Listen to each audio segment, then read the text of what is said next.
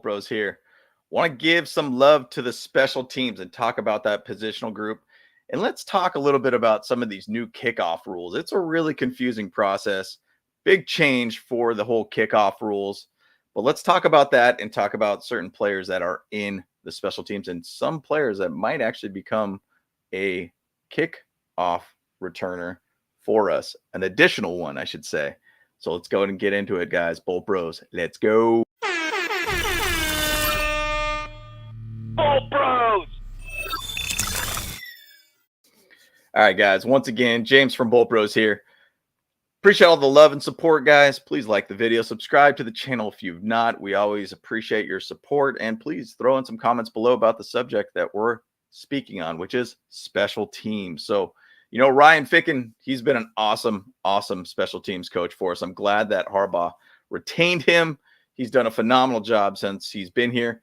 We've actually got a pretty good special teams group for once. I feel like it's been, as a Chargers fan, it has been a ever revolving door of trying to find kickers and have a good solid set of players for kickoffs and special teams. And what a mess it's been for us for a while. So Ryan Ficken has definitely stabilized that department for us. Now, with the new rules, it's going to be fun to be able to see what happens. It's going to be interesting to see what Ryan Ficken does with the kickoff rules, too. A lot of coaches out there are saying they got a lot of tricks up their sleeves. It's going to be fun to be able to see it all progress within preseason and just kind of see how it works. So let's just talk a little bit about some of these kickoff rules. So it's an interesting one. So basically, the kickoff team is going to start at the 35. The receiving team is going to, 35, and then we'll be, at the 40, and then at the 35. So there's going to be a 5-yard gap between each teams. Now they could have up to 10 players at the front line as their defense. Obviously, the kickoff team will have their 10 up front. The one that is receiving has to have 2 in the outside of the numbers here. And they can't do like wedge blocking or anything like that. It's kind of almost a straight up blocking situation. I don't know how it's going to work with the penalties and all these different things. I'm not sure how that works yet. But basically, you could have 2 players in the backfield getting the kick. This is the landing zone here. So in the 20 to the goal line, there's a landing zone that you want to get at. So basically, the rules are, ball will be placed at the 35 if it goes out of the end zone. So completely out of the end zone. If the ball will be placed at the 40 if it doesn't reach the landing zone. So down here. So that's kind of crazy. Ball at the 20 if it hits the landing zone and rolls into the end zone. I think that's kind of going to be the goal for most teams. Try to find these corner edge type of areas. And out of bounds, basically 25 yards from the spot of the kick. So that's kind of crazy to think about that. And must be returned if received in landing zone. So you have got to return it. No, fair catch. No, none of that. You have to return the ball at that point if you catch the ball in the landing zone. So it's very, very interesting to see. Once again, big thing, receiving team could have up to 2 people in the backfield helping out. Now, that's not necessarily that new. I mean, that's been done in the past, at least having an extra blocker in the backfield. Or, it could be 2 people that could catch the ball and do some damage with it. So who knows? It's going to be interesting. I heard some weird rumors that Justin Field was fielding some kicks for the Steelers. Maybe some teams are looking at a guy that has speed, a guy that could actually, throw the ball, maybe do some sort of laterals or such. It's going to be interesting to see. It's almost could be a little bit of rugby-ish kind of in a weird way with this rule. But once again, this has been something the XFL has done for some years. This is something that is now coming into this year for the NFL. Preseason is going to be interesting because to me, it's going to be a lot of these teams trying out a lot of different ways of how this could all work out for special teams and different strategies that they're going to work with. What I'm very interested to see is to see where the starting point for a lot of these teams, average starting point. What if it's going to be 30? What if it's going to be 40? What if it's going to shorten up the field a lot for offenses? It could create a very high scoring offense, possibly low yardage for a lot of teams too, because the field could get a little shorter now. It used to be 20 or 25, kind of being the starting point in general. Now it could shorten up by 10, 15 yards. So I'm interested to see where this average starting point is going to be for teams. I think that's going to be an interesting thing because that'll create a strategy for the team. Most teams would say, hey, if it's ends up being 40, let's just not make it a threat. Kick the ball out of out of the end zone, put it at 35. That shortens it up just a little bit for us. Gives them, a little bit less ability to run the ball, possibly get a touchdown. Who knows? It's going to be interesting to see the strategies here that happens with this new kickoff rule. I don't think I'm too much of a fan of it, but we will see where it leads from this point. So I want to hear your guys' thoughts on that too. Moving on. One thing I'll say is we do have a stud as a kicker with J.K. Scott. He's a guy that has been phenomenal for us. He has been a guy that actually has great hang time with his kicks. One big stat that I will say, since we do have to get into that landing zone with the new kickoff rules, he's actually tied for 8th in the league of having 30 in the 20 yard zone for his punts. He's done 30 of those last year. That's going to be a big stat this year. And we got a kicker that has been tied for 8th in 2023 with 30 of those last year. So it's going to be really interesting to be able to see. He's going to need to do a lot of that. And every kicker in the NFL essentially needs to do that now if everybody is going to allow the kickoff rule, or basically allow them to run back or return the kicks at this point. So I'm very, very interested to see how all that pans out too. So it's going to be interesting. So we got a guy that could do that. So if we're going to do that, we got a guy that could put it in the 20, no problem. That's going to be cool to see. So I'm excited about J.K. Scott being here. Maybe they're also just going to do a lot of hang time.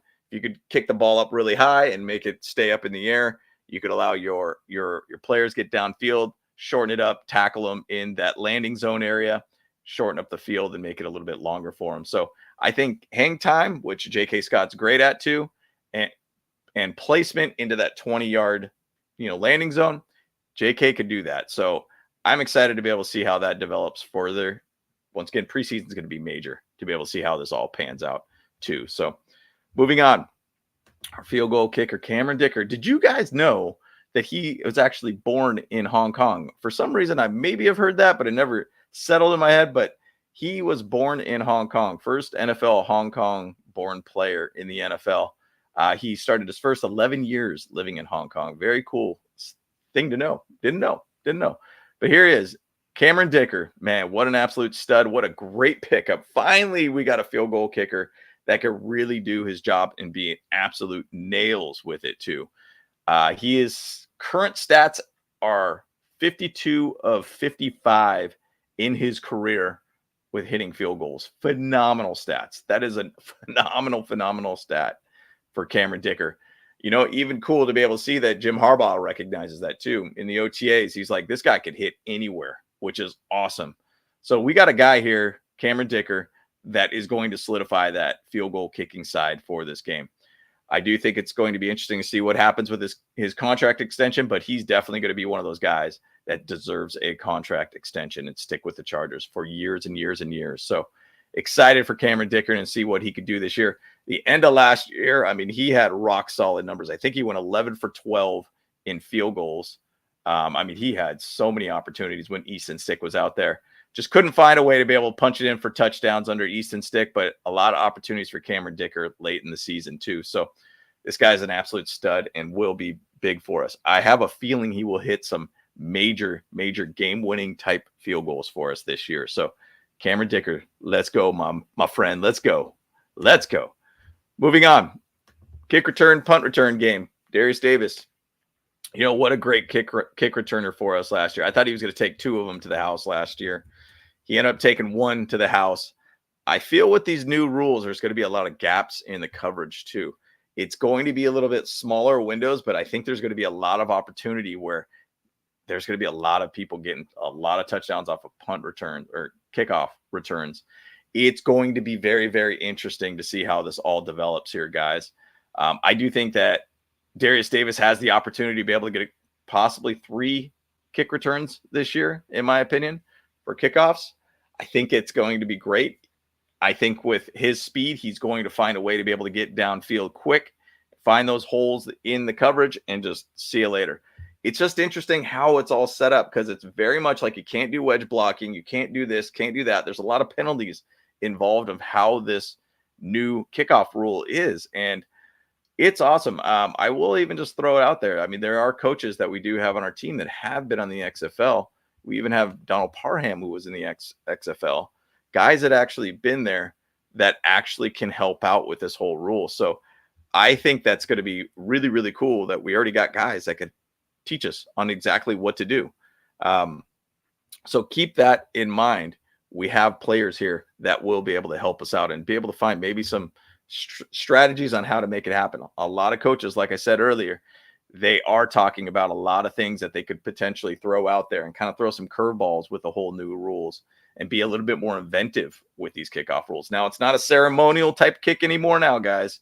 You pretty much have to find a way to get it in the 20, allow the player to run back the ball at this point. So Darius Davis could do some great damage this year. So I'm excited to be able to see Darius Davis. Now, I'm going to just throw out another name here, DJ Chark. Now, DJ Chark, when he was in college, he did kick returns too. He did a few early on in his career too. I do think that its speed is going to truly kill in this whole punt return type situation or kickoff return situation. Since you can put two players in the backfield, why not put another speedy guy in the backfield? You got then 9 guys up on the line. You got 2 in the back, 2 guys that could potentially run the ball and really do some damage. I think DJ Chark could be one of those guys that could find his way to be able to get a little bit of punt returns or kickoff returns within this team. Now, I'm excited to be able to see that because personally, if you got 2 fast guys in the backfield, you could probably do a little bit of lateraling of the ball too. You could kind of have a little bit of a rugby type element that's added to this kickoff return game. Once again, I've heard some people with the whole, Justin Fields potentially fielding kicks. That's kind of funny. But you could see maybe even quarterback back there. You might even say Easton Stick. What if there's a guy that's a speedier guy in the backfield that could go out there and run the ball around and throw the ball around and do all these weird little things? It's going to be very interesting. And now I don't know how it's all going to pan out. I would love to be able to see it all happen in the preseason and see how it all works out, where the ball essentially will be placed on average. It's going to be interesting to see the strategy of what these coaches are deciding to do with the kickoff rule. But I would love to be able to hear your guys' thoughts on the kickoff rule and the players that we do have on here on the team currently and what we're going to do with this whole kickoff return situation. I think it's going to be fun to watch, and maybe they're going to do something weird like that with quarterbacks in the backfield who's got some speed. We know Easton's got some wheels. Maybe they're going to start doing some lateraling. Who knows? I'd like to be able to hear from you guys. So throw some comments in below. Let me know your guys' thoughts on this kickoff rule and see what it's all about. I'm excited about it, but I'd love to be able to hear from you guys. So once again, hit that like button, subscribe to this channel if you've not. Once again, James from Bolt Bros. Let's go.